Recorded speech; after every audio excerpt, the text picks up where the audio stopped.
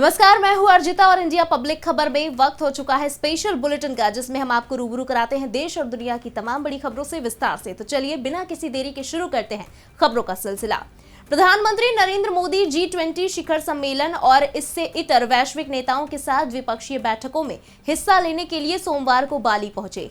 यहां उन्होंने आज अमेरिकी राष्ट्रपति जो बाइडेन के साथ मुलाकात की। इस दौरान दोनों नेता काफी देर तक एक दूसरे से चर्चा करते हुए नजर आए।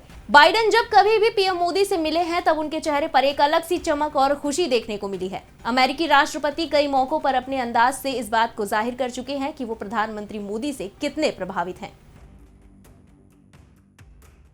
इसी बीच राष्ट्रपति द्रौपदी मुर्मू आज झारखंड पहुंची, जहां उन्होंने जनजातीय नेता और स्वतंत्रता सेनानी बिरसा मुंडा को उनके जन्म स्थान उलीहातू में स्थापित स्मारक पर जाकर श्रद्धांजलि अर्पित की। झारखंड के स्थापना दिवस पर लोगों को शुभकामनाएं देने के बाद मुर्मू जनजातीय गौरव दिवस कार्यक्रम में शामिल होने के लिए रांची से मध्य प्रदेश के शहडोल रवाना हो गई।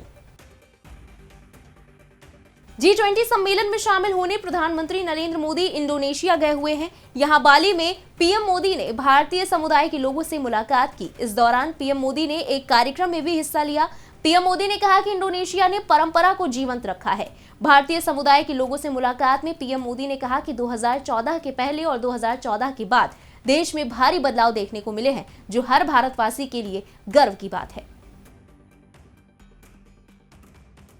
उधर स्वतंत्रता सेनानी बिरसा मुंडा की जयंती पर उन्हें जगह जगह श्रद्धांजलियां दी गई। इस क्रम में उपराष्ट्रपति जगदीप धनखड़ और लोकसभा अध्यक्ष ओम बिरला ने संसद भवन परिसर में बिरसा मुंडा को श्रद्धांजलि अर्पित की। साथ ही कहा कि मातृभूमि के लिए प्रेम और उनका साहस सभी भारतीयों को प्रेरित करता रहेगा। रुक करते हैं अगली खबर की तरफ। गुजरात विधानसभा चुनाव के लिए नामांकन की प्रक्रिया जारी है। मंगलवार को सानंद निर्वाचन क्षेत्र से भाजपा उम्मीदवार कन्नूभाई पटेल ने अपना नामांकन दाखिल किया। केंद्रीय गृह मंत्री अमित शाह ने सैकड़ों समर्थकों के साथ कन्नूभाई पटेल के नामांकन में शिरकत की। बता दें कि अहमदाबाद जिले की सानंद विधानसभा सीट जो गांधीनगर लोकसभा क्षेत्र में आती है, गांधीनगर लोकसभा क्षेत्र से देश के गृह मंत्री अमित शाह सांसद हैं। उत्तर प्रदेश के मुख्यमंत्री योगी आदित्यनाथ ने लखनऊ में आयोजित सीएम आवास योजना कार्यक्रम में हिस्सा लिया। इस दौरान उन्होंने लोगों को संबोधित किया, साथ ही जनजातीय गौरव दिवस के मौके पर सभी को बधाई दी। सीएम योगी ने कार्यक्रम में कहा कि हमारा सौभाग्य है कि जनजातीय गौरव दिवस के अवसर पर मुख्यमंत्री आवास योजना के लाभार्थियों को 905 करोड़ रुपए से ज्यादा की सौगात उपलब्ध कराई जा रही है। इसके लिए मैं आप सभी को हृदय से बधाई देता हूं। समाज सुधारक भगवान बिरसा मुंडा की पावन जयंती का कार्यक्रम है। मैं इस अवसर पर पूरे प्रदेशवासियों को, पूरे जनजातीय समाज को जनजातीय गौरव दिवस की हृदय से बधाई देता हूं। और ये हमारा सौभाग्य है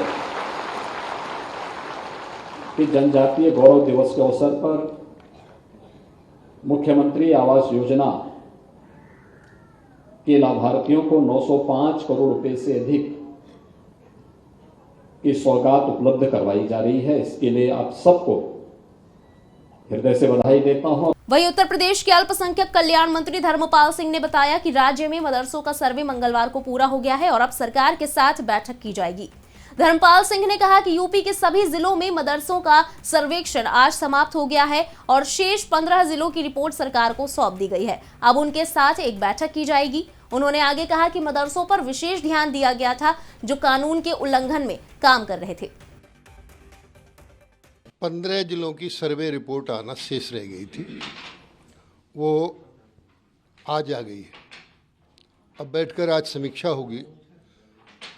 8,500 मदरसे गैर मान्यता प्राप्त हैं जिनकी रिपोर्ट आ चुकी है। दूसरी तरफ उत्तराखंड के मुख्यमंत्री पुष्कर सिंह धामी ने मंगलवार को कृषि, ऑटो, वेलनेस, फार्मास्यूटिकल आदि जैसे विभिन्न क्षेत्रों के संबंध में सहयोग के लिए जापानी प्रतिनिधि मंडल के साथ चर्चा की। सीएम धामी ने जानकारी दी कि हमने प्राकृतिक आपदाओं को नियंत्रित करने के लिए तकनीकी सहयोग के बारे में भी चर्चा की। उन्होंने कहा कि उत्तराखंड भूकंप और आपदा की दृष्टि से संवेदनशील राज्य है। यहाँ पर डिजास्टर मैनेजमेंट इंस्टीट्यूट के लिए जापान से सहयोग लिया जाएगा। आज जहां हमने इंडस्ट्री के क्षेत्र में, एग्रीकल्चर के क्षेत्र में और Ayush, wellness, food processing, pharma pharmaceuticals, automobiles, इन सभी पर जो एक अच्छा कोलैबोरेशन हो सकता है, उन सब पर हमने जापानी प्रतिनिधिमंडल के साथ बात करी है। इसके साथ साथ हमने जो डिजास्टर मैनेजमेंट है, भूकंप रोधी जो टेक्निक है, और हर साल आने वाला हमारे यहाँ पर डिजास्टर है, आपदा है, उसके संबंध में भी ज्वाइंट एक उनकी टेक्निक यहाँ पर किस प्रकार से हमारे लिए कारगर हो सकती है, उस पर भी मैंने कहा है कि हम काम करना चाहते हैं। जम्मू कश्मीर में ज्यादातर हिस्सों में बारिश और बर्फबारी से आफत रही। बारिश से चंद्रकोट और बनिहाल के बीच कई हिस्सों में मलबे और पहाड़ों से पत्थर गिरने के कारण जम्मू श्रीनगर राष्ट्रीय राजमार्ग 8 घंटे तक बंद रहा। इससे दोनों ओर से घंटों तक सैकड़ों वाहन फंसे रहे। बर्फबारी के कारण जिला पुंछ और शोपिया को जोड़ने वाले मुगल रोड पर यातायात फिर से बंद कर दिया गया है। सर्दियों की दस्तक के साथ ही उत्तराखंड के पर्वतीय इलाकों में बर्फबारी का सिलसिला शुरू हो गया है। बद्रीनाथ धाम में भी भारी बर्फबारी देखने को मिली, जिसकी वजह से यहां का पूरा इलाका बर्फ की सफेद चादर से ढका हुआ नजर आया। बर्फबारी से ठंड बढ़ गई है। हालांकि इसी दौरान यहां आने वाले श्रद्धालु और पर्यटक भी खुश नजर आए। इसी के साथ स्पेशल बुलेटिन में बस इतना ही, लेकिन देश और दुनिया की तमाम बड़ी खबरें अभी बाकी है, इसलिए सब्सक्राइब करें इंडिया पब्लिक खबर के YouTube चैनल को और बेल आइकन दबाना बिल्कुल ना भूलें।